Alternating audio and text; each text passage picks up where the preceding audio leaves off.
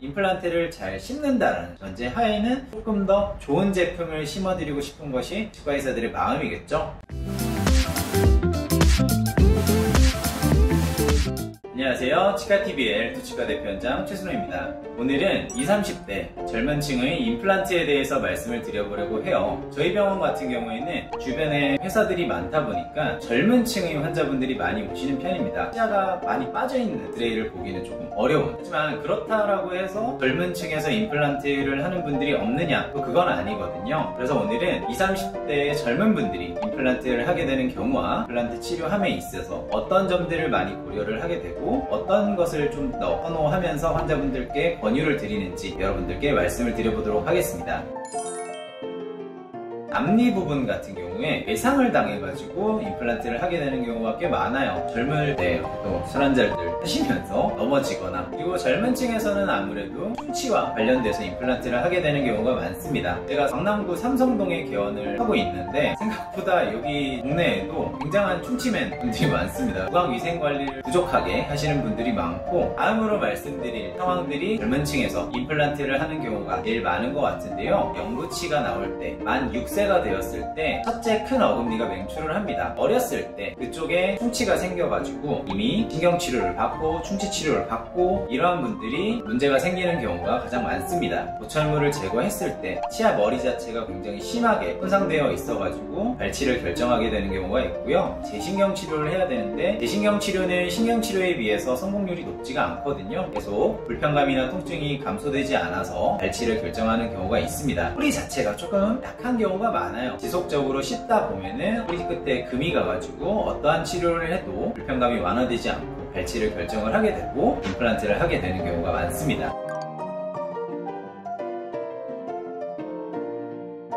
구독, 좋아요, 알림 설정 부탁드릴게요. 부끄러워. 임플란트는 분명히 영구적인 치료는 아니에요. 임플란트에도 문제가 생기고 추후에 교체가 필요하고, 어떤 경우에는 임플란트를 빼고 재수술을 해야 되는 경우가 생깁니다. 임플란트와 관련해서 나타날 수 있는 문제점들을 크게 두 가지로 분류를 할 수가 있을 건데요. 첫 번째는 기계적인 문제, 보철적인 문제라고 표현하는, 두 번째는 임플란트 주변에도 똑같이 잇몸병이 옵니다. 임플란트라고 하는 것은 나사로 이루어진 구조물이거든요. 임플란트 뿌리 부분과 연결 부분, 머리 부분을 연결해줄 때 이런 나사가 중간에 들어가게 됩니다. 어금니 쪽에 들어가는 임플란트가 직경이 5mm 정도예요. 이 안쪽에 들어가는 이 연결 부분 나사, 이껏 해봐야 뭐 1mm, 2mm 이 정도 돼요. 사실 우리가 엄청 단단한 거 씹잖아요. 힘들을 이 나사가 계속 받게 됩니다. 그러다 보니까 이 나사가 부러진다거나 부러진다거나, 젊은 층 같은 경우에는 지금 당장에 잇몸병이 심한 분들은 크게 많지는 않아요. 연령이 증가하면서 잇몸 질환이 많이 증가를 하게 되기 때문에 임플란트와 관련된 잇몸병 문제가 발생을 하게 됩니다. 특히나 젊은 층 같은 경우에는 이 임플란트를 가지고 굉장히 오래 써야 하는 상황이기 때문에 임플란트에 탈이 나가지고 재수술을 하는 경우를 생각을 해보면 굉장히 암담합니다. 그렇기 때문에 안정성에 초점을 많이 맞추게 됩니다. 30대 여자 환자분의 케이스를 한번 보여드리도록 할게요. 이 환자분 같은 경우에는 저희 병원에 임플란트가 빠진 상태로 오셨어요. 한 1년 전에 빠져가지고 특별히 치료는 없이 지냈다라고 하셨고요. 환자분의 입안에서 꾹꾹 눌러보면은 입 안에 임플란트가 빠진 부분에서 염증이 제대로 제거되지 않아가지고 잇몸을 뚫고 고름이 계속 나오는 것을 확인을 할 수가 있었어요. 사실 임플란트를 심을 뼈가 너무나도 부족했습니다. 잇몸 수술하면서 염증 조직 다 긁어내고요, 잇몸뼈를 이식을 하고 충분한 치유 기간을 거쳐서 임플란트를 심어드렸는데요. 굉장히 고생스러운 그런 과정이었습니다.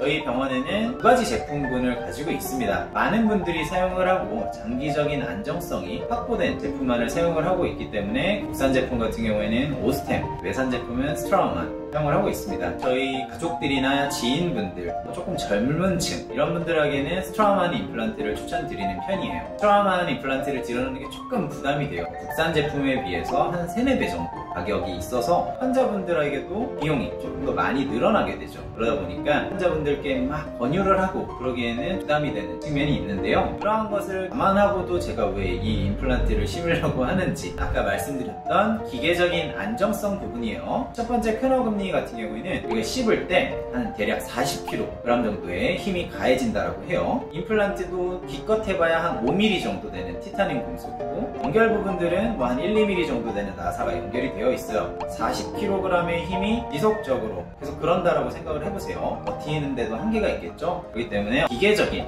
안정성을 조금 더 고려를 하게 되는데요. 임플란트를 여러 가지로 분류를 하는데요. 이게 두 가지로 나눌 수가 있어요. 첫 번째는 본 레벨, 두 번째는 티슈 레벨. 본 레벨이라고 하는 거는 여기 임플란트의 나사 부분이 있죠. 잇몸뼈의 높이랑 이 나사 부분의 높이가 같아요. 거기에 맞춰서 심어요. 그 위에 연결 부분이 이런 식으로 들어가고 이렇게 크라운이 들어가게 됩니다. 뼈 부분, 잇몸 부분, 입 바깥으로 튀어나와 있는 크라운 부분이 나뉘어져 있어요. 티슈 레벨 임플란트라고 하는 거는 본 레벨 임플란트와는 다르게 위에 금속 부분이 이렇게 있고요. 임플란트를 심을 때 금속 부분 밑에까지 뼈에 맞춰가지고 심게 됩니다. 이 금속 부분은 잇몸 부분을 담당을 하게 돼요. 잇몸 부분에서부터 뼈 부분까지 한 몸체로 이루어진 그런 구조입니다. 이 임플란트 같은 경우는 이렇게 위로 넓어지는 구조가 되죠. 그러다 보니까 여기 나사 부분을 잡고 있는 임플란트의 벽 부분이 굉장히 두툼해요. 여기 들어가는 나사 연결 부분도 아까 말씀드린 본 레벨 임플란트에 비해서 조금 더 두툼하게 기계적인 강도를 확보를 할 수가 있습니다. 이렇게 보면은 차이가 나는 것을 보실 수가 있을 거예요. 티슈 레벨 임플란트 같은 경우는 나사 부분을 잡아주는 옆벽이 튼튼하기 때문에 조금 더 기계적인 안정성을 가지고 있습니다. 임플란트 금속 자체의 특성을 말씀드릴 수 있을 것 같은데, 임플란트는 대리학적으로 그레이드 4 티타늄을 사용을 하게 됩니다. 그런데 아까 말씀드렸던 기계적인 강도와 관련된 문제가 있을 때 본 레벨 임플란트인데 이 옆 벽이 얇다 보니까 지속적으로 힘이 가해졌을 때 이 임플란트의 벽이 찢어지는 경우가 있어요. 모든 케이스에 티슈 레벨 임플란트가 가능한 것은 아니거든요. 본 레벨 임플란트를 심을 때 구조 자체를 바꿀 수 없다라고 하면은 이 나사라도 조금 더 튼튼했으면 좋겠죠. 그래서 트라우만이라는 임플란트 회사에서는 록솔리드라는 금속을 개발을 해냈는데요. 티타늄이 한 85% 정도, 지르코니아라는 금속이랑 합쳐가지고 만든 임플란트가 록솔리드 임플란트가 되겠습니다. 금속이라도 시간이 지나면서 점점 변형이 되거나 피곤해져요. 피로 파절 뭐 이런 문제들이 있을 수가 있습니다. 그렇기 때문에 재료 자체의 특성이 조금 더 중요한데요. 이 록솔리드라는 재료 자체는 타사 임플란트 제품에 비해 가지고 대략 한 1.5배에서 2배 정도의 강도를 가지고 있고, 아직까지 연구되거나 보고된 바로는 임플란트 자체의 파절은 없었다라고 알려져 있어가지고 재료 자체가 튼튼한 특성을 보이고 있습니다. 두 번째로는 잇몸병 임플란트 주위염과 관련된 생물학적인 안정성을 말씀을 드릴 수가 있을 것 같아요. 임플란트 염증이 찾아와가지고 그것을 빼게 되면은 진짜 수습하기가 굉장히 어렵습니다. 본 레벨 임플란트의 경우는 뿌리 부분이 있고 연결 부분이 들어간다라고 했죠. 입안에서 생기는 문제들은 대부분이 세균 때문에 생기는데, 그러다 보니까 뿌리 부분이 있고